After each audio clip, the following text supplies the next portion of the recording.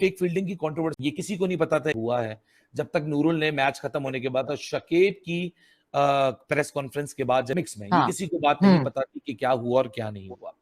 उसके बाद ये एक आग की तरह फैल। हर्षा बुगले ने जिस तरह अली बात की और उन्होंने ये कहा है कि फेक फील्डिंग इंसिडेंट जो है वो किसी ने देखा नहीं उस वक्त देखते तो फील्ड अंपायर जो है उसको रिपोर्ट करता।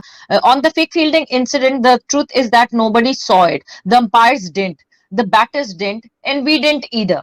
Law 41.5 does make provision for penalizing fake fielding, but no one saw it, so what to do?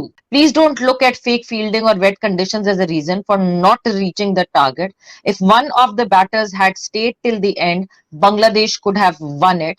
We are all guilty of it when we search for excuses. We don't grow. Ouch. Yes. आखिरी line पे ouch ही बोल सकता था मैं। Ouch.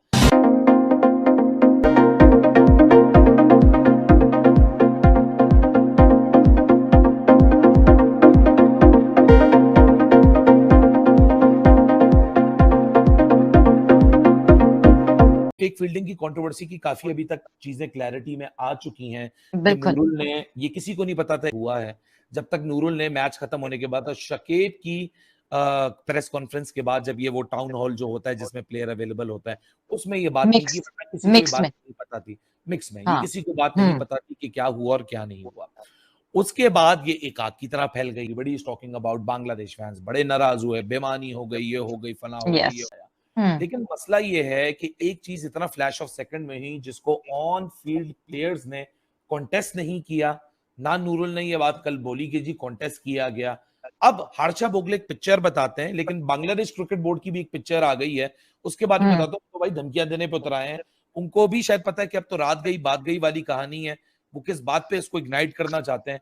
अब आगे चल के देखते हैं, काफी ज्यादा ये इंटेंसिफाई हो गया आज शाम, मतलब आज सुबह से लेकर शाम तक। पहले अगर आप हर्षा बोगले की पॉइंट ऑफ व्यू से बताएं, क्योंकि एक बंदा जो कि कमेंट्री बॉक्स में बैठा हुआ है वो देख रहा है सामने क्या हुआ। और आई एम सॉरी टू से, कोई अगर ये बोले कि हर्षा इज एन इंडियन तो इस वजह से वो बोल रहा है, ये हर्षा इंडियन टैग से बहुत बियॉन्ड है, क्योंकि Harsha Bogle is actually the voice of cricket, he is not the voice of India, he is voice of cricket. और उस बंदे की काफी रिस्पेक्ट है, तो मेरे ख्याल से कोई इससे पहले अपने दिमाग में जजमेंटल लेकर आए नहीं। हर्षा तो इसलिए क्लियर कर रहे हैं, लेकिन हर्षा का ये एक other side of the story बताना ना बहुत जरूरी था। सवेरा इफ यू कैन शेयर। बिल्कुल, हर्षा बुगले ने जिस तरह अली बात की और उन्होंने ये कहा है कि फेक फील्डिंग इंसिडेंट जो है वो किसी ने देखा नहीं उस वक्त देखते तो फील्ड अंपायर जो है उसको रिपोर्ट करता। एक चीज जो कि फील्ड पे हुई ना, उस वक्त जो ऑपोजिशन टीम थी उसने कंप्लेन की, या तो अगर देखा था ना तो देन एंड देयर कंप्लेन करते, मतलब जाके हाइलाइट्स में देखा। आपने कब देखा, वो क्या कब हुआ, ड्रेसिंग रूम से आपको बाद में मैसेज मिला? तो ये जो पूरी पूरी एक ट्वीट्स का सिलसिला है वो मैं आपको पढ़ के भी सुना देती हूँ। On the fake fielding incident the truth is that nobody saw it, the umpires didn't, the batters didn't, and we didn't either. Law 41.5 does make provision for penalizing fake fielding, but no one saw it, so what to do? I don't think anyone can complain about the ground being wet. Shakib was right when he said it should favor the batting side. The umpires and the curators have to keep the game going till it is not possible to do so. And they handled it very well, so that minimum time was lost. So for my friends in Bangladesh, please don't look at fake fielding or wet conditions as a reason for not reaching the target. If one of the batters had stayed till the end, Bangladesh could have won it.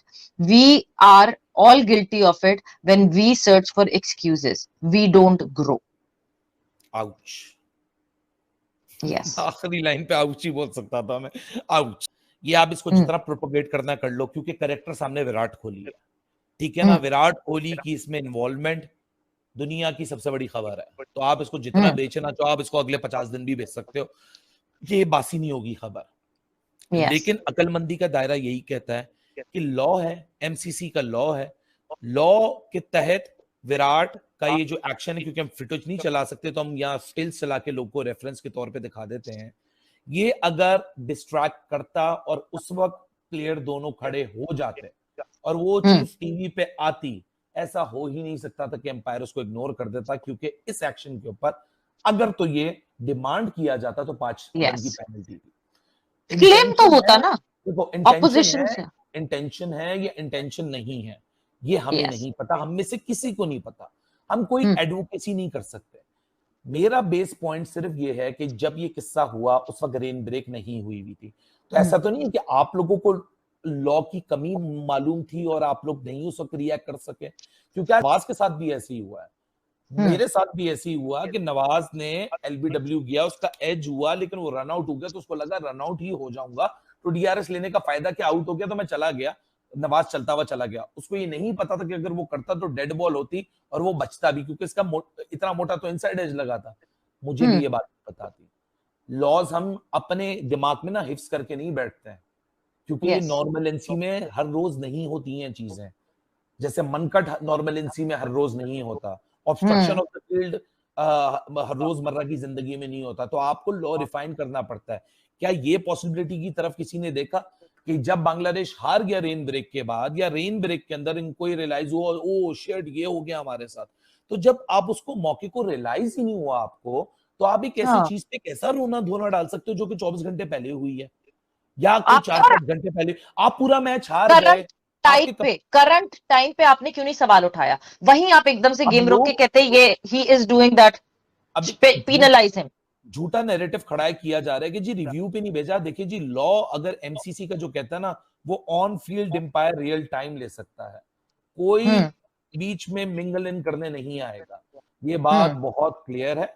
अगर आप लोग समझना चाहते हैं इस बात को, जो समझना चाहता है वो समझ ले, जो शाह से बढ़ के शाह का वफादार बनना चाहता है वो वफादार बन ले, लेकिन इन ऑल रियलिटी दिस अगर ये उस वक्त पकड़ी जाती, ये उस वक्त होती, तो उस वक्त ये रन पेनल्टी मिल जाती बगैर ये सवाल पूछे कि ये क्या एक्शन का रिएक्शन था, या मसल रिफ्लेक्सेस थे, या रिले थ्रो करने की कोशिश कर रहे थे, या जस्ट ऑफ द सडन कर ली। मेरे पास सिर्फ एक ही एविडेंस है, वो है वो रिप्ले, जो कि मैच का ओरिजिनल फुटेज है। तो यानी ये इतना इंपॉर्टेंट फैक्टर भी नहीं था सवेरा कि इसका रिप्ले बनाओ।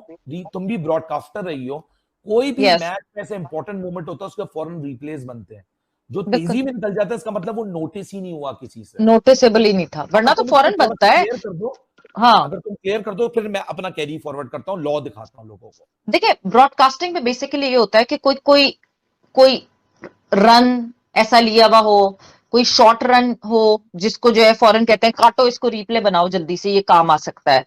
चाहे वो बाद में काम आ रहा हो या ना आ रहा हो, टोटल एक रन लेने को भी जो है रिप्ले पे भेज देते हैं फौरन के, ये काम आ सकता है। कहीं बाउंड्री के पास कोई कैच हो रहा हो, उसको चाहे वो सेफ कैच हो या सेफ कैच ना हो, या पाउल लग रहा हो क्वेश्चन पे या ना लग रहा हो, फौरन कहते हैं ये काटो, इसका रिप्ले बना के रखो, ये काम आ सकता है। सो बहुत सारी चीजें एक्सिस में आपके पास कट कट के आप रखते रहते हैं रिप्ले के लिए, कि कभी भी कमेंटेटर कैन आस्क कि हम वो फिर से देखना चाहते हैं वो फलानी चीज क्या हुई। सो ये इंसिडेंट, यस, अब सवेरा से आपने समझ लिया कि रिप्ले की क्या साइंस होती है। कोई भी इंपॉर्टेंट मोमेंट को फौरन कैप्चर किया जाता है और ब्रॉडकास्टर करके रखता है, दुनिया में हर किसी का हुआ है।